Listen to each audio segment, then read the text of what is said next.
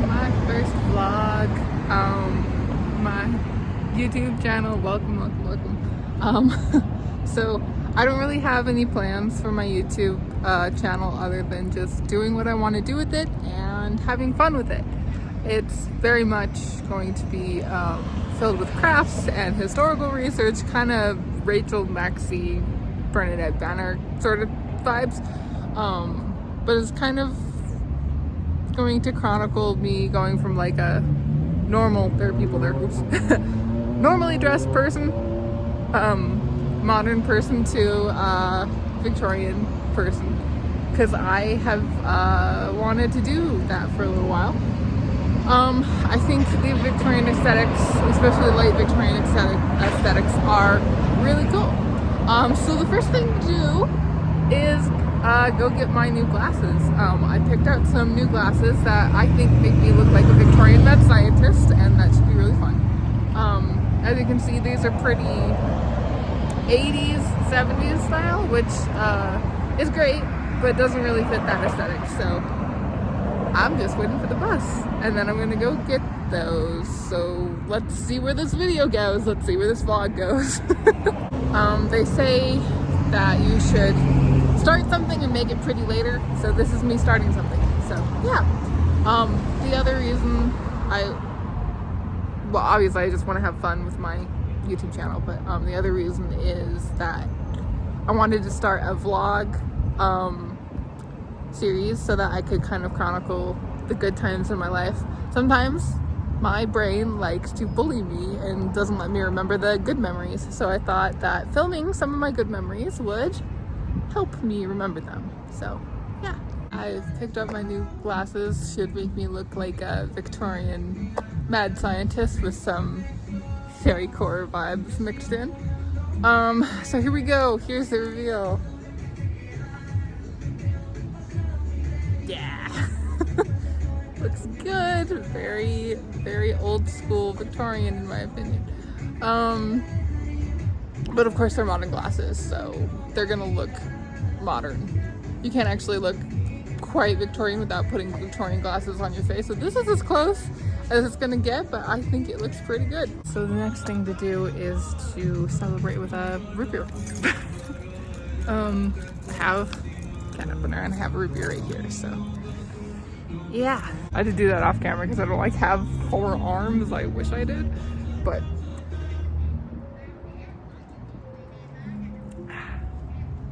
yay.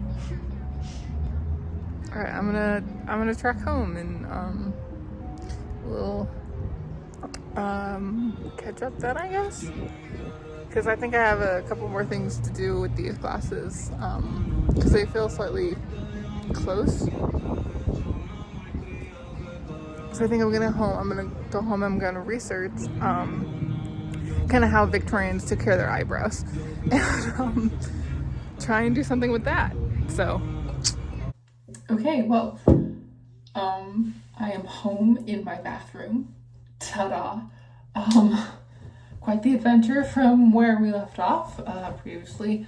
I'm gonna get up on my sink and be here like a little goblin. Okay. I feel like this would be a better angle, but I don't have anything to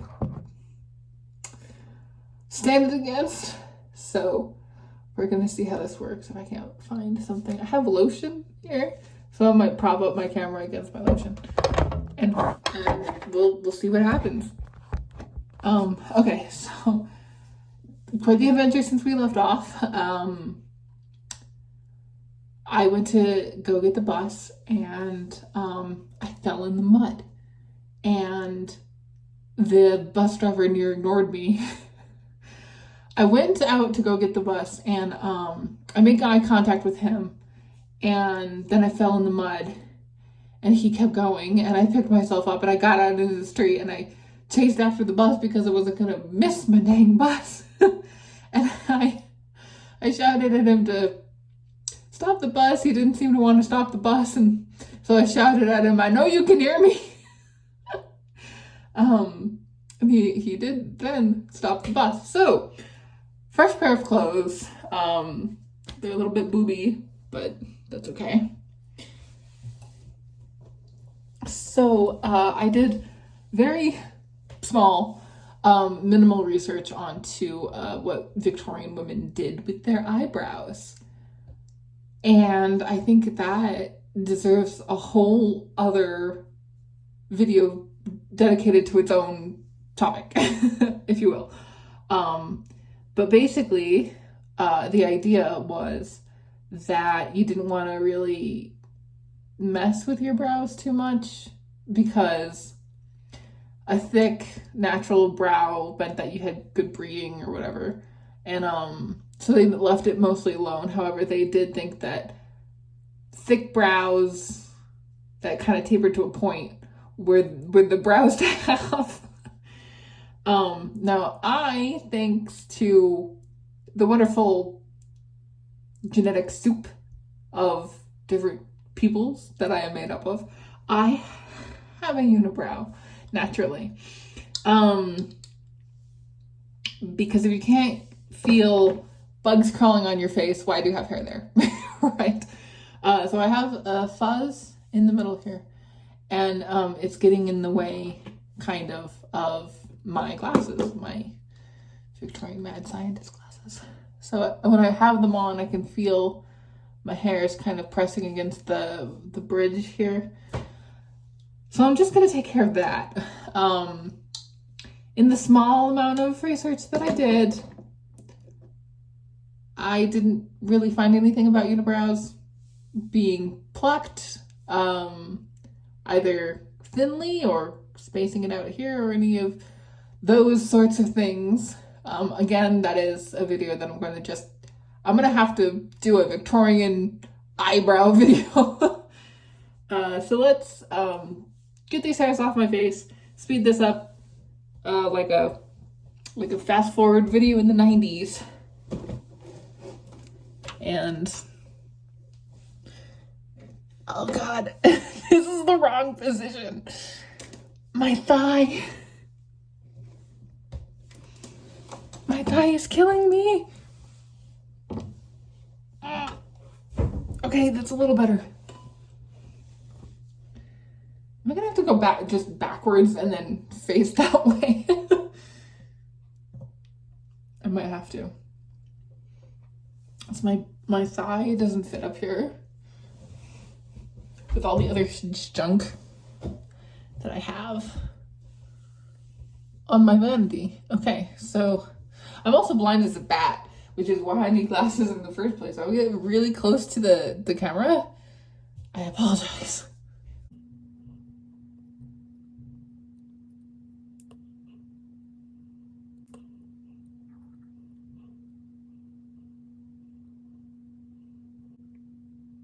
Beginning to see why women wax, and also why women own those little convex mirrors. So there we are then. Get rid of the unibrow.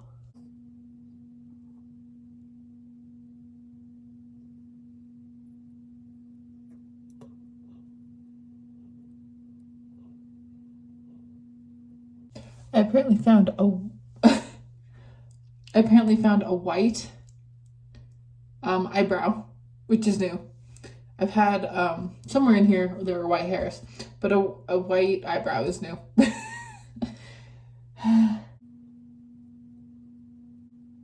Okay, that takes care of that. As far as having thick, natural looking eyebrows, I think I do. Did they taper to a point? I don't know. Let's say that they do.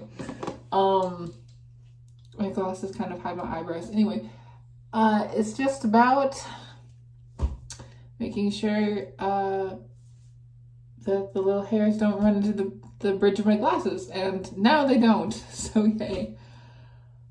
Alrighty, yeah, that's the first step in becoming a Victorian mad scientist. Mad scientist glasses.